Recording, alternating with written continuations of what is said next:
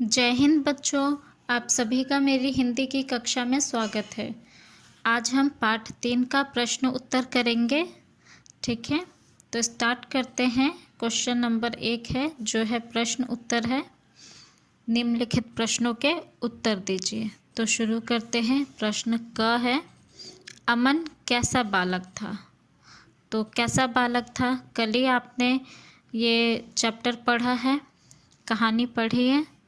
तो कैसा बालक था अमन, शरारती बालक था। तो उत्तर होगा अमन शरारती बालक था। प्रश्न ख है, घर में अमन किस किस को तंग करता था। तो बताओ बच्चों, किस किस को तंग करता था। दादाजी, दादी जी, दीदी और माँ सबको परेशान करता था। तो उत्तर है दादाजी, दादी जी, दीदी और माँ को परेशान करता था।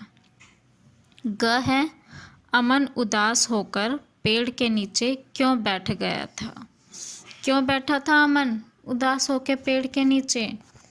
क्योंकि वो बच्चों के साथ खेलने गया था पार्क में, लेकिन बच्चों ने उसे अपने साथ खिलाने से मना कर दिया, इसीलिए उदास हो गया था ना वो।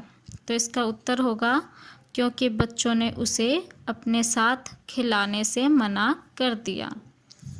प्रश्न घ है, अमन को अस्पताल क्यों ले जाना पड़ा।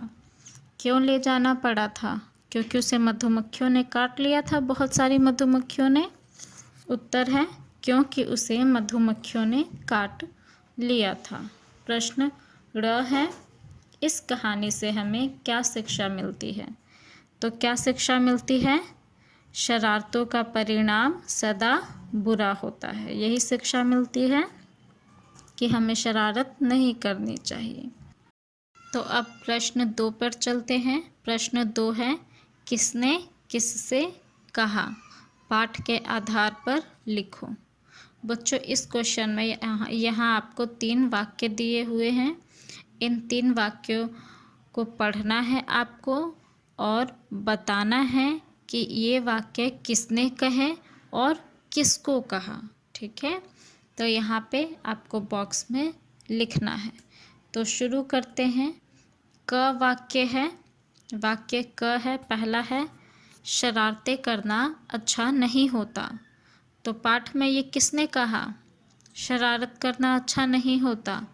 दादाजी ने कहा था, समझाया था, किसको समझाया, अमन को।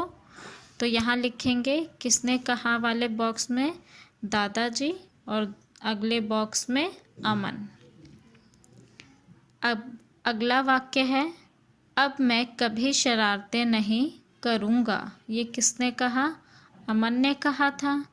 तो यहाँ बॉक्स में अमन और उसके दूसरे बॉक्स में किसने कहा वाले बॉक्स में दादाजी, दादाजी को कहा था ना।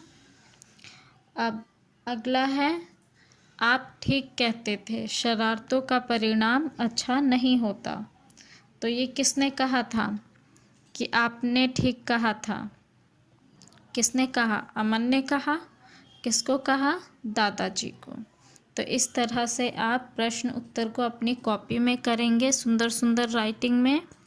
ठीक है, और प्रश्न 2 को ये वाक्य किसने कहा और किससे कहा वाला प्रश्न 2 आप किस में करेंगे, किताब में करेंगे। ठीक है, और अगर किताब नहीं है जिन बच्चों के पास, वो इसी तरह से कॉपी में करेंगे सुंदर सुंदर।